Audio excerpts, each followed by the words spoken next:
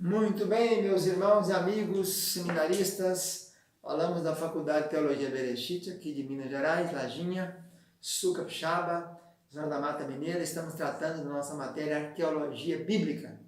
Professor Ilmar Sattler César, professor de História do Colégio, Geografia, Hebraico, Grego no seminário e outras coisas mais. Mas ainda não sabemos muito não, estamos estudando.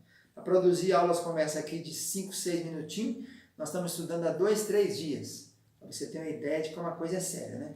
Anunciando a Bíblia de Estudo Arqueológico, você que tiver condição de adquirir. Se não, faça como eu fiz aqui, não pode comprar a Bíblia, imprime só as páginas de arqueologia dela, deve dar umas 500 páginas aí, e você imprime esse colorido, como eu fiz aqui, ó, tudo colorido, e encaderna e fica com tudo na mão.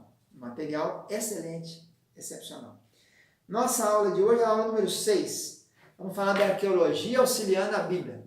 Arqueologia auxiliando a Bíblia. Vou apresentar alguns dados interessantes sobre isso, sobre a validade da arqueologia e a importância dela para o estudo da Bíblia.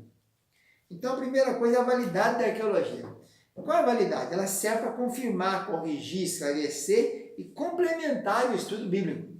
Eu já disse e repito aqui, não é a Bíblia que vai beber na arqueologia, é a arqueologia que bebe na Bíblia, porque a Bíblia é o estudo mais, o livro arqueológico mais, o dado, o monumento, o documento arqueológico mais antigo disponível que chegou até nossas mãos, né? O hebraico com data de 150 a.C., temos documentos do hebraico, e o grego com um monte de data aí do século II e III da era cristã. Então a validade é essa. Segundo é o valor apologético. Além de confirmar, corrigir e esclarecer, tem o valor de defender. O valor apologético defende, dá nova certeza, né? Tem muitos ateus, muitos céticos, que igual Tomé, tem que pegar para ver, né? Fé não é isso, fé é certeza do que não se vê, é crer no invisível. Então, outra coisa é resgatando o significado do texto bíblico. O que é um autógrafo? O autógrafo é aquilo que eu escrevo. Então, esse documento meu aqui que eu fiz, resumo da apostila nossa de arqueologia bíblica, tirado do nosso livro do Randall Price, né? Nosso texto base é desse livro da CPAD, Pedras Reclamam, Randall Price, editora CPAD, nós estamos bebendo nele para lecionar aqui, resgata o significado do texto bíblico. Então, o autógrafo é aquilo que o autor escreveu. Nós não temos hoje mais autógrafo nenhum dos livros da Bíblia, né? Nem no Novo Testamento você tem que Pedro escreveu isso aqui. É cópia da cópia da cópia da cópia. Então, as cópias podem ter variações. E a integridade do texto recebido, é importante checar isso, né? Então, o texto, quanto mais antigo for ele, mais valor ele tem, mais verossímil ele é, né? Então, além de resgatar esse significado, a arqueologia também coopera para esclarecer o mundo da Bíblia. A Bíblia é a única testemunha dos tempos antigos. Nós não temos outro livro que tenha chegado com essa integridade, com esse teor de integridade até nossos dias. Por exemplo, você pegar aquelas pinturas feitas pelo pintor holandês Rembrandt, no ano de 1600 e pouco, Abraão, Agar, Ismael, por exemplo, ele pintou isso tudo no estilo europeu, né? Um camarada, numa mansão, numa casa, com chapéu, cachorro. Dizer que era Abraão, Agar e Ismael, que diga despede Agar e Ismael. Abraão despediu.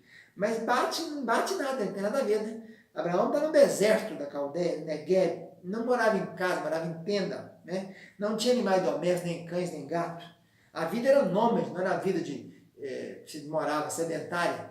Então, assim, é muita mistificação que vai caindo quando você começa a estudar arqueologia. Também serve para mostrar o quê? Por exemplo, um exemplo, Lucas 9:60 e Mateus 8:22, quando Jesus diz, deixa os mortos enterrar seus mortos. Se você ler isso aqui, sem um estudo arqueológico, você pode se enganar, sair fora da linha. Porque não está falando do sepultamento imediato. O judeu tinha 2 sepultamentos, tinha aquele imediato e tinha depois que a carne acabava, eles faziam de novo quando pegavam os ossos.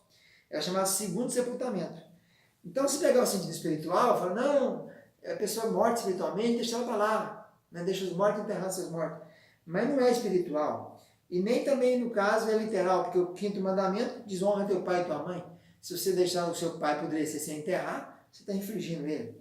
Então, você pega a parte arqueológica, começa a estudar o dado arqueológico, os dados que foram levantados, os estratos, substratos, das escavações, você vai descobrir isso, que tinha 2 sepultamentos. O primeiro sepultamento é a cova da família, e depois de um ano você tem, então, Depois de 2 meses tem a caixa de ossos.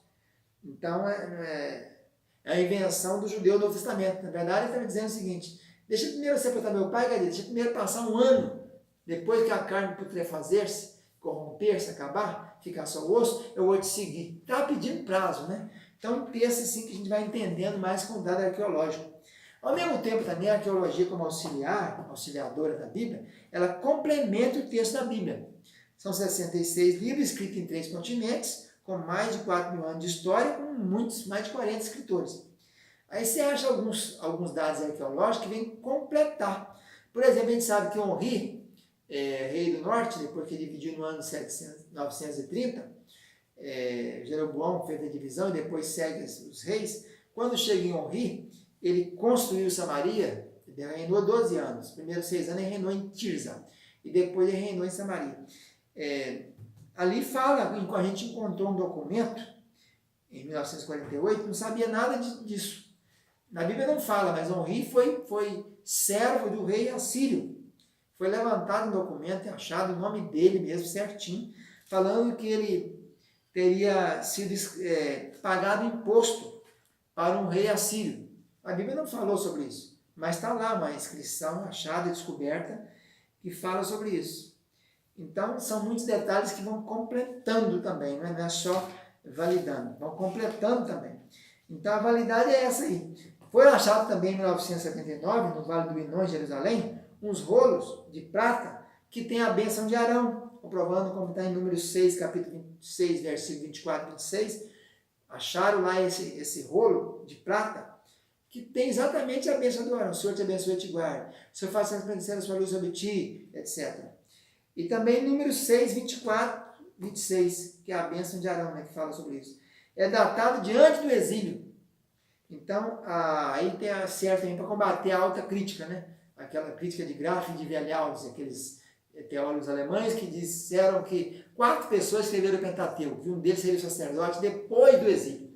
Então, isso aqui mostra que é mentira, porque antes do exílio, esses textos aqui foi antes do exílio, e já estavam então escritos, mostrando que não foi depois. Então, não existe essa hipótese sacerdotal. Quem escreveu o Pentateuco foi Moisés, Deus falou com ele e revelou ele.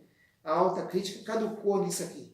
Então, serve também para bater e derrubar esses estudiosos, entre aspas, né, que ficam inventando moda, como Graf, Wellhausen, o Hort, teólogos que ficam fundamentando em cima do que não tem, chamado alta crítica.